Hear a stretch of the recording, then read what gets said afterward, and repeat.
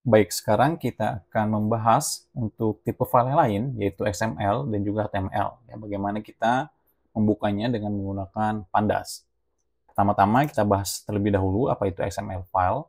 XML ini sebetulnya singkatan dari Extensible Markup Language, di mana dia merupakan jenis file yang menggunakan tag untuk mendeskripsikan data tersebut. Ya, file ini digunakan untuk menyimpan dan juga mentransmisikan data, yang berbeda dengan HTML, yang mana fokusnya pada penampilan. XML ini dirancang untuk pertukaran data yang terstruktur, baik antar sistem komputer maupun di dalam aplikasi web. Adapun beberapa fungsinya, yaitu digunakan untuk menyimpan data dan mentransmisikan data secara terstruktur, ya, sehingga dipastikan data itu dapat dibaca dan juga diproses oleh sistem. Selanjutnya, dari strukturnya pun ada berupa tag-tag. Ya, dalam mendeskripsikannya, nanti akan kita bahas apa itu tag-tagnya, di mana tag ini tidak memiliki format tampilan yang tetap, ya, seperti pada HTML, ya, di mana dia sudah terstandarisasi. Ya. Nah, lalu perbedaannya dengan HTML, meskipun keduanya adalah jenis bahasa markup, XML berfokus pada struktur data, sedangkan HTML pada tampilan data. Contoh penggunaannya di mana aja? XML ini paling sering digunakan untuk API, ya, Application Programming Interface, ya, untuk database dan juga untuk pertukaran data antar aplikasi yang berbeda. Dari sisi keterbacaan, XML ini sangat mudah kita pahami, ya, begitupun oleh mesin atau oleh komputer, sehingga merupakan tipe file yang ideal dalam pertukaran data yang efisien dan juga akurat. Nah, ini adalah contoh tag, misalkan tag nama, ya, lalu dan alamat. Nah, ini digunakan untuk mengapit informasi antara nama dan juga alamat dalam sebuah file XML.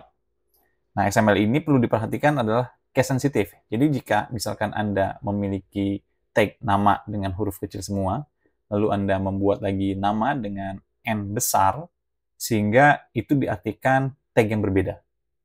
Dari tadi kita membahas mengenai tag, mungkin Anda belum paham penggunaannya seperti apa. Mari kita lihat contoh untuk struktur file yang ada di XML. Misalkan di sini kita memiliki tag, ya, parents tag-nya adalah student list. Ya, ini parents tag-nya, lalu di sini ditutup di sini, student list. Nah, ini ada tag berupa student list yang merupakan parents tag. Nah, di parents tag ini dia memiliki child tag. Child-nya apa? Student. Misalkan student ID 1, dia sampai sini, ya, dari sini sampai sini. Lalu ada lagi student 2, ya, jadi tag-nya dari sini sampai sini. Ya, yang tadi dari sini sampai sini. Sedangkan yang student list dari sini sampai sini.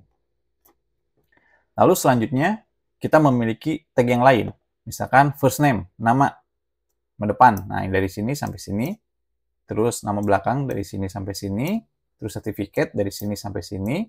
Lalu scores. Score dari sini sampai sini. Ya, misalkan modul 1, modul 12, modul 3. Nah, ini nilainya.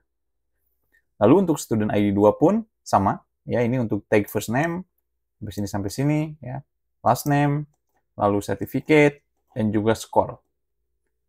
Nah, sehingga inilah bentuk file XML, ya. Jadi kita dapat melihat strukturnya berdasarkan dari tag-nya. Ya, ingat di sini parents tag, di mana parents itu memiliki child, di child-nya ini dia memiliki subchild-nya lagi, dari subchild ini dia memiliki subchild-nya lagi berupa modul misalkan untuk case yang ini. Ya, jadi begitulah contoh untuk file XML. Lalu selanjutnya adalah file yang dinamakan HTML. Ya, mungkin Anda sering mendengar, ya, karena hampir setiap hari, ya, kita berinteraksi dengan web, di mana web ini tampilannya, ya, biasanya dalam bentuk HTML. Yang HTML tersebut adalah singkatan dari Hypertext Markup Language File. Ini merupakan jenis file yang digunakan untuk membuat dan menampilkan halaman pada web, ya, di mana HTML ini berisi code, ya, yang memberitahu pada web browser kita. Ya, misalkan Chrome, Firefox, Safari, Opera, dan lain sebagainya. Nah, bagaimana cara menampilkan teksnya, gambar, dan elemen-elemen lain di dalam web kita tersebut. Pada dasarnya, ya, HTML tersebut adalah suatu kerangka dasar dari sebuah halaman web. Nah, di sini, ya, tadi kita bahas bahwa dia merupakan bahasa markup, sama seperti pada XML. Dan bahasanya pun menggunakan tag-tag khusus. Misalkan P ini apa, H ini apa, IMG apa. Misalkan P berupa paragraf, H1 misalkan berupa header 1, IMG dia berupa gambar. Nah, sedangkan tadi kalau XML kita bisa membuat tag terserah kita, tergantung strukturnya mau seperti apa. Nah, sedangkan untuk HTML, dia memiliki tag-tag khusus pada elemen halaman web. Nah, struktur halaman web, file HTML pun dia tadi ya, sebagai strukturnya, termasuk teksnya seperti apa, lokasinya di mana, ya, lalu gambarnya disimpan di mana, dan elemen lain dapat kita atur. Lalu pada browser, ketika kita membuka HTML, pada browser kita, ya, di sini akan membaca kode HTML.